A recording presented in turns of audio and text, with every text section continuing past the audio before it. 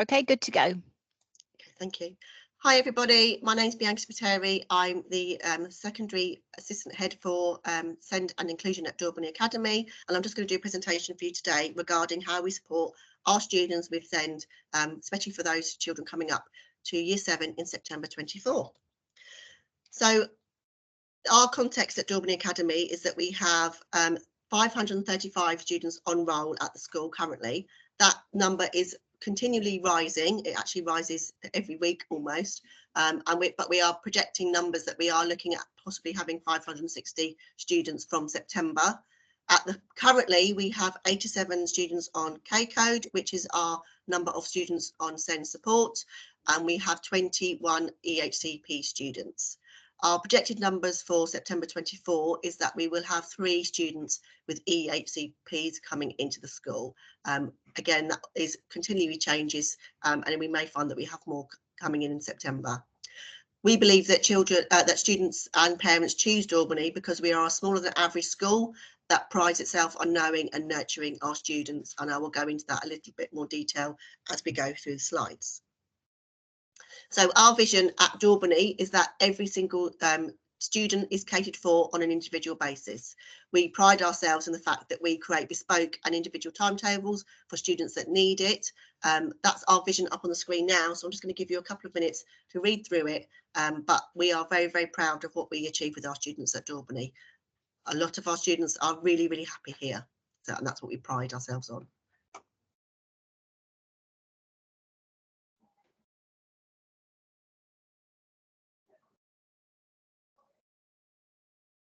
So just moving on, we have a number of resources in school, and here are just a list of just a few of them. We have timeout cards, coloured overlays, coloured paper and books which students can use. We have toilet passes, uniform and shoe passes, fidget toys and bespoke resources that we make for students. We use social stories for students that need them, and we are also able to create individual workstations for students that need those too. Now, obviously, our timeout cards and toilet passes are given on an individual basis. If a student feels that they need to step out of the classroom for a couple of minutes, then that's when they're given timeout cards. If they feel that they need a movement break or anything like that, that's when timeout cards are used. We use our coloured overlays and coloured papers and books when students find it difficult to read text on a book or on a page. What we do is we put them through a screener, and that shows whether or not they have any sort of traits or dyslexic tendencies, and that means we can put in resources that that student may need. Toilet passes are given if a student has a medical need, and we get that information from the parents, and then we create toilet passes for students to use at any time of the day whenever they need them. Again, we make reasonable adjustments for students that need them for uniform. We have a student who does not wear a school tie, but she wears a little tie badge on her blazer lapel, and that's our reasonable adjustment for her that she finds wearing a tie difficult. We do find in the main that most of our students do manage to wear the school uniform most of the time. Sometimes we have to make temporary adjustments. For example, recently we had a student that had a very bad allergy under her arms, and so she wore a polo shirt rather than a school shirt, and we were able to make that temporary adjustment straight away. So we do look at each individual case by case basis and what is needed at the time, and we make those adjustments as and when needed. We use social stories with a lot of our students who may have an autism diagnosis, and that can be for a variety of events or issues. So, for example, we have previously used a social story for a student who had a diagnosis of ASD, and they found the fire alarm very, very disturbing and distressing. So we use social stories to help explain why we need to have the fire alarm, why it's important to keep that student safe, and they had their own way of responding to the fire alarm. So they did not line up with the other students, but they sat on the field in line of sight of an adult, and that's the adjustments that we made for that student. And we explained all of that to that student using a social story. And again, we've used individual workstations for students who feel that they need a little bit of quiet time or a quiet area to complete their work. Work is sent through on laptops, and then that student completes the work on that in their individual workstation on their laptop if that is what is needed for that student. We are very fortunate at Daubeney that we use a lot of external providers very successfully. We do employ a speech and language therapist from Magic Words, and that member of staff comes in 1 day a week and works with our students that we have highlighted that need access to a speech and language therapist. That might be provision that is named on their EHC plan, but it also might be provision that we believe that student needs and has been highlighted either by staff or parents. We use external providers such as A4S, Altarise and Shine and Stable and Wild, and they are for students who find accessing the curriculum and accessing the school day very, very difficult. We have a very small number of students who attend these alternative provisions for either 1 day a week or up to 3 or 4 or 5 days a week. And they still remain on school roll, but they access the provision that is provided by these alternative provisions. And that again has been very, very successful for some of our students that have needed that. We also put in place other provisions. So we use directional, link to change, Aquarius, which are all more on the pastoral side of things. And we also employ a school counsellor, and he comes in for 2 days a week. And again, students are highlighted by school staff or parents, and we refer to him to work with students on a one-to-one basis. And again, that has been very, very successful for us in the school. And the students really, really enjoy accessing him and going to him for sessions. Okay, so the process for transition at Daubeney has already started. So Daubeney Academy staff have met with students and parents during our open evenings and visits, and in some of these cases it could be from year 5. Our EHC plan students, we will try and attend annual reviews as and when they come up, and if they are diarised for this time of the year, we can't attend annual reviews previous to this time because we don't know what students we're getting until very recently. We offer one-to-one visits and tours on an individual basis. Some of the parents have already met with myself and colleagues at Daubeney Academy already. We have we will arrange, I have already had meetings with primary SENCOs to share knowledge and prior needs and support that is already in place for students at primary school. We're also beginning to set in place our additional transition sessions. So we have additional sessions on offer for small groups of students to complete activities with staff here at Daubeney Academy. And the dates that we have set for these are Friday the 28th of June and Monday the 1st of July. And this is a morning session. So emails have already gone out to primary schools asking for them to provide names of students who would benefit from coming to Daubeney for those extra sessions. And those sessions will be familiarisation activities and fun activities. So it'll be familiarising themselves with the school building, the school, the staff, and so that they've got a little bit more of an idea of what to expect when they come on the actual whole school transition days, which are on Tuesday the 2nd of July and Wednesday the 3rd of July. So we've chosen to do our extra transition days very, very close to the whole year transition days. So it's happening all at the same time, and they'll be able to build that familiarity with the staff and the school. We also ask schools and parents to complete transition passports. So documentation is handed over to primary schools and to parents to complete transition passports for students, and I'll be showing you a copy of that in a moment, so that we have all the information that we need to ensure that the students coming to Daubeney have a successful start to their time at Daubeney. Our first day of school in September is also only for our year 7s. So on the first day of school in September, the only students that will be in school will be our new year 7s, which again gives them a chance to become comfortable and become familiar with Daubeney Academy. We are very fortunate that we are quite a small site, which means that they don't get too lost on their first few days of coming into Daubeney. Okay, so we have a SEN profile for transition to Daubeney, and this is the profile that goes out to schools. As you can see on there, it's got interventions and in-class strategies that are used by the primary schools, and obviously that's really important that we need to know that information so that we can try and replicate that certainly in the first year of when they're at Daubeney and we get to know the student. So this information is really, really important to be filled in by the primary schools, and this will be sent out very shortly to all of our feeder schools and the primary schools that are sending students to Daubeney.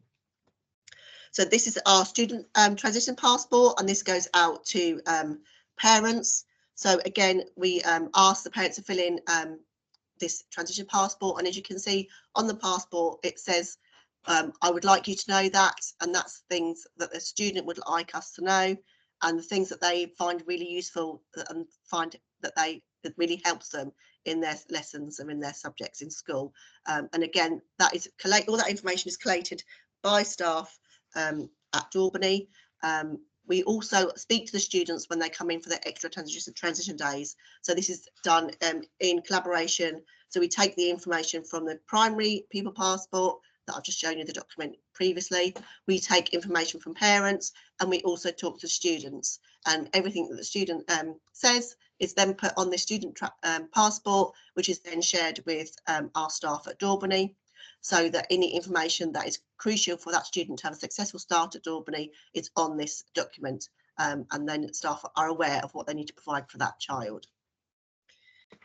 So this is the graduated response, which is assess, plan, do, review, which this is the plan that we follow when we're looking at our graduated response to send at Daubeney Academy. Just give it a few minutes to look at that. So our assessment identification of SEND at Daubeney Academy, we use information from our feeder schools, information from parents. We also carry out a raft of assessments if we feel there's any particular specific need that we need to look at.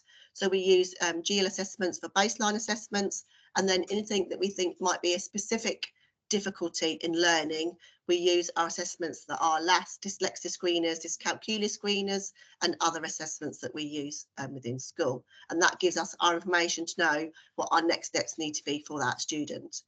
As I've talked about previously, we are very fortunate that we employ a speech and language therapist from Magic Words, and she comes in 1 day a week and works with us and our students. So if we feel that a student is struggling with speech and language therapy, then we will ask her to carry out an assessment for that student, and we'll have next steps from her, whether that might be one-to-one speech and language therapy with her, or group work with some of our LSAs that are already in school.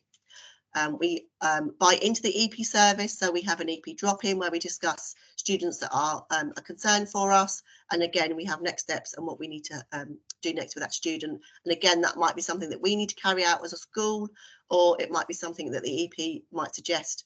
It could be an EP assessment, and that would be the EP coming into school. It could be another member of the local authority coming into school and doing their assessment. So again, that would be a full assessment by the EP or the assessment team at the local authority. And of course, as part of that, we would also submit ECNAFs into the local authority if we felt that a student needed an EHC plan for their level of need. Okay, so we share, we are this is something we pride ourselves on. We do share lots with our teaching staff because we feel it's vitally important that all the teaching staff are aware of what that student needs for them to succeed in their classes. So as I've already briefly touched on previously, we share our student passports with all school staff, and if there's any updates that come in for that student, so for example, if we had an EP assessment for that student and the EP made recommendations, then those recommendations would go on the student passports, and again they would be sent out to teaching staff again, so that they're always up to date with the most relevant information for that student. We also provide staff with EHC plan target summaries, so the targets that are put on their EHC plans, we summarise them onto a separate document and send them out to teaching staff. So again, they're very aware of what that student needs to be focused on in their lessons. We have timetabled interventions for our students, so they have those during morning registration. Sometimes they are withdrawn from Spanish. If they find learning very difficult, then learning another language might prove very difficult for them as well. So we remove them from Spanish, and then they have their intervention during Spanish.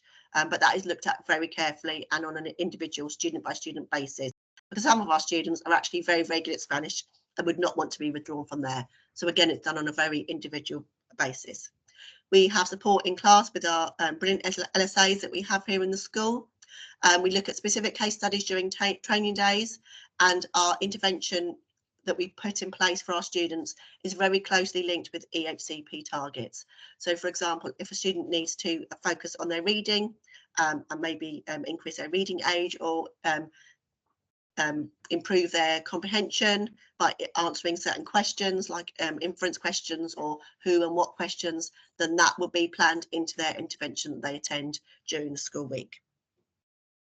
Okay, so this is our do part of the assess plan do review. So these are a list of interventions that I have talked about previously. This is the sort of interventions that we might put in place for our students. And again, it's done on a very, very individual basis and a case-by-case basis. So our speech and language therapist groups that we're currently running at the moment are language for behaviour and emotions and language for thinking. We also have check-ins and check-outs with certain students, with certain members of staff, so they can check in at the beginning of the day, run through their day, look at any issues that they can see might be coming up, and then they check out at the end of the day, go through their day, talk to their key worker, key LSA, to say how their day has gone and celebrate their successes. So we have lots and lots of different interventions available. We're always looking at new interventions, and we chop and change and review our interventions as and what comes in through the school. So it's something might come in September with a new student, and we think, oh right, we need to put that in place. Previously, we've put in things like sensory circuits have been in place, and play therapy, and lots we've had in place over the years. But it's very, very much done on a case-by-case basis and a student-by-student basis. Okay.